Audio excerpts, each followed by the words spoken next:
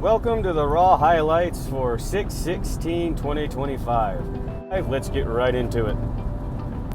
Liv Morgan and Dirty Dom kicked off the show, confronted Io Sky, and both Dom and Liv took a kick in the head for their troubles. Liv Morgan had a match later on in the evening, and unfortunately, versus Kairi Sane, she dislocated her shoulder. She will be out for an unspecified amount of time.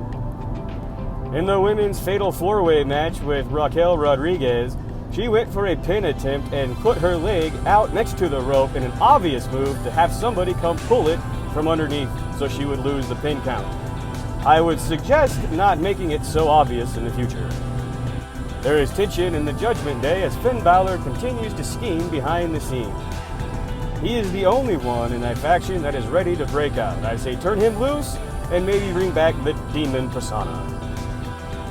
Gunther made his way to the ring with the World Heavyweight title to discuss defending it against Seth Rollins and tried to call him out to confront him immediately. Goldbergs music hits and the man returns. This is the last ride as shown on his t-shirt, so I look for an epic battle at Saturday night's main event where Goldberg possibly wins the title and Seth Rollins cashes in to allow Goldberg to win one more piece of gold and retire as an ex-champion. AJ Styles took on JD McDonough with Dirty Dom at ringside. This was probably one of the boringest matches of all year. The fans started chanting and singing because it was so boring.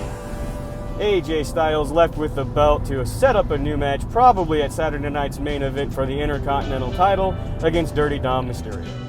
The Becky and Bayley segment was not the greatest on the microphone. I think Becky stumbled over her promo pretty good, as did Bayley. The only highlight from that part of the show was the punch at the end that Bayley threw right to Becky's face.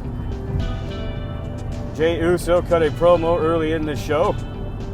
They kept it short, they kept it sweet. It was a decent promo for Jey. He enters the King of the Ring Fatal 4-Way and ends up coming out on top after a couple of Uso splashes to Big Bronson Reed. Difficult to understand why you would go for that finishing move when you have your ribs taped up. After the match with Jey Uso, Seth Rollins comes down looking really mad. Got to enjoy the fact the fans pop for his music, sing for the bad guy, and then try to boo him when he gets into the ring. His hybrid heel situation continues to create bipolar fans for the WWE. The segment itself wasn't much. The fans got behind it, they were excited for the confrontation, and Seth Rollins turns and walks out. Cody and Jey stare at each other, and the show fades to black. Not as good as SmackDown was previous. I really hope the go-home show next week can kind of capture the excitement SmackDown did, but all in all, I would say it was a good show, but not like SmackDown.